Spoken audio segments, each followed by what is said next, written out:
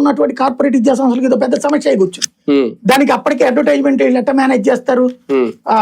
దేశంలో జరిగిన నీట్ లో ఆంధ్ర కేడర్ లో మావాడికి 1, మావాడికి 2 అని రాస్తారు.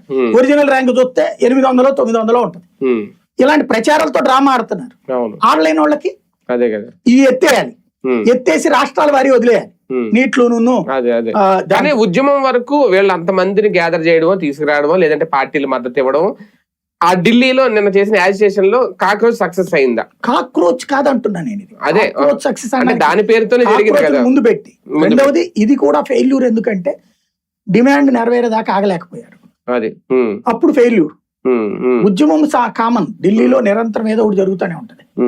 ఇప్పుడు రైతుల పేరుతో కానీ ఇది కేంద్రం కదలాలా? నిజంగా మరణించిన వాళ్ళకి ₹1 ఇవ్వడం, లేదంటే ఇప్పుడు అతన్ని వదిలేయడము, ఇవన్నీ చెయ్యాలా? సోనం వాంగ్చుక్ విషయంలో సుప్రీంకోర్టుకి వెళ్ళి వదిలేయమంటే ఆయన ఎవడు బంధించలేదు, ఆయన హాస్పిటల్లో ట్రీట్మెంట్ తీసుకున్నాడని సుప్రీంకోర్టు చెప్పింది, ప్రభుత్వంగా అది చెప్పింది. అదొక డ్రామా సోనం వాంగ్చుక్. రెండవది ఏంటి అంటే ఇప్పుడు ఈ ఇష్యూలో చనిపోయినటువంటి వాళ్ళది అడగడంలో తప్పు లేదు, పరిహారం అడగడం ఎంతో కొంత ఇవ్వమంటే బానే ఉంటుంది, అంతవరకు ఓకే. ధర్మేంద్ర ప్రధాన్ రాజీనామా అనేటువంటి ఎథికల్, అది బీజేపీ నేను అనుకోవడం అసలు వాస్తవంగా ఇప్పటికే మంత్రివర్గంలో మార్చేవాడు. వీళ్ళు ఉద్యమం చేస్తున్నారు కాబట్టి వాళ్ళు ఆగుతున్నారు, ఆయన తీసేస్తాడని వీళ్ళు ఉద్యమం బిగిన్ చేశారు. అంతేనా? అది రేపు తెలుస్తుందేమో.